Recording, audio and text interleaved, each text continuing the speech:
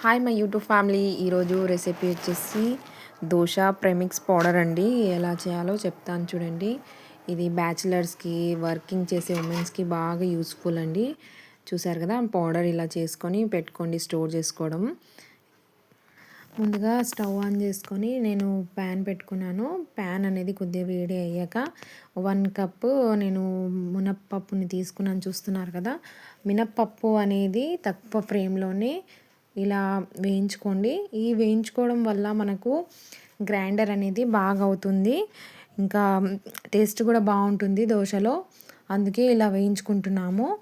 ఇలా ఎక్కువసేపు కూడా వేయించుకోవద్దు, కలర్ అస్సలు మారనివ్వకూడదు.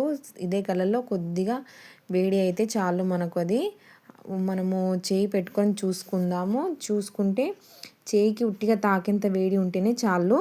అయితే అంత వేడి అయితే మాత్రం అయ్యా మినపప్పుని మనము వేయించుకున్నది చాలా అయిపోతుందండి. ఆ తర్వాత ఒక ప్లేట్లో పక్కన పెట్టుకోండి. తర్వాత మనము ప్యాన్లో నేను 1 కప్పు మినపప్పులు తీసుకున్నాను కదా, 2 కప్స్ నేను బియ్యం తీసుకుంటున్నానండి. మనము పావు కిలో మినపప్పు తీసుకుంటే అర కేజీ 500 గ్రామ్స్ అనుకోండి బియ్యం తీసుకోవాలి. హాఫ్కి హాఫ్ తీసుకోవాలన్నట్టు. అందుకే చూస్తున్నారు కదా, ఇప్పుడు నేను రేషన్ బియ్యం తీసుకుంటున్నాను. మీరు ఏది తీసుకున్నా ఏం కాదండి.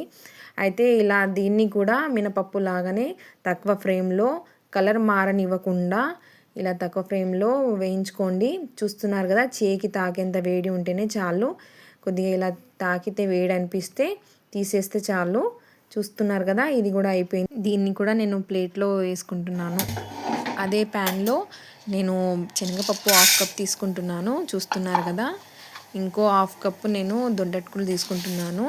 మీరు దొడ్డట్టుకులు తీసుకోకపోయినా పల్సటి తీసుకున్నా ఏమీ కాదండి, దోశలు చాలా చక్కగా వస్తాయి.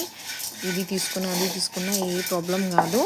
మీరు కొద్దిసేపు ఇలానే వేయించుకోవాలి, ఎందుకంటే మనము పచ్చి శనగపప్పు తీసుకున్నాం కదా, అందుకు మనము కొద్ది రోజులు ఈ పిండిని అనేది దోశ పిండిని మనం స్టోర్ చేయాలంటే దీన్ని మాత్రం కొద్దిసేపు వేయించుకోవాలి. అయితే చూస్తున్నారు కదా, కొద్దిగా ఒక 3-4 మినిట్స్ తర్వాత ఇలాగ తక్కువ ఫ్లేమ్లో కొద్దిగా మనకు వేయించుకొని కలర్ కొద్దిగా చేంజ్ కనిపించగానే మనము దీన్ని కూడా ఒక గిన్నెలో పక్కన పెట్టుకుంటే సరిపోతుందండి. చూస్తున్నారు కదా, ఇలా అయితే చాలు. ఇలా కాగానే మీరు గిన్నెలో తీసేస్తే సరిపోతుంది. తక్కువ ఫ్లేమ్లోనే చేశాను నేను మొత్తం.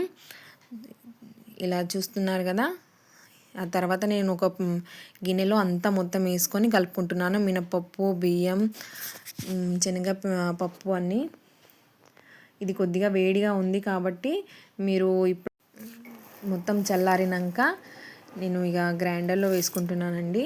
చూస్తున్నారు కదా, గ్రైండర్లో మొత్తం వేసుకున్నాక పిండి మొత్తం ఇలా గ్రైండర్ చేసుకుంటున్నాను. అయితే మొత్తం ఒక్కసారి పిండి చేయకండి, ఎందుకంటే మనము ఎక్కువ తీసుకుంటాం కాబట్టి కొద్దిసేపు టైం ఆపుకుంటా చేసుకోండి. గ్రైండర్ అనేది వేడిగా అవుతుంది. ఆ తర్వాత నేను జల్లెడలో ఇలా పిండిని జల్లెడ చేస్తున్నాను, ఎందుకంటే మనము పిండి కొద్దిగా దొడ్డుగా రావడం జరుగుతుంది కాబట్టి. చూస్తున్నారు కదా, ఇలా జల్లెడ చేసుకోండి.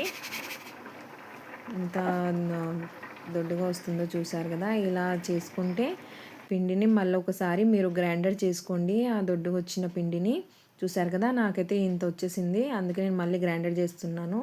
ఆ గ్రైండర్ చేసిన పిండిని మీరు మళ్ళీ జల్లెడ పట్టాల్సిన అవసరం ఉండదు, ఎందుకంటే దాన్ని మళ్ళీ మీరు గ్రైండర్ చేసేస్తారు కదా, అప్పుడే అవి పిండిలాగా అయిపోతుంది మొత్తం. ఇది చూసారు కదా, పిండి అనేది రెడీ అయిపోయింది నాది. నేను ఒక బాక్స్లో స్టోర్ చేసుకుంటున్నాను.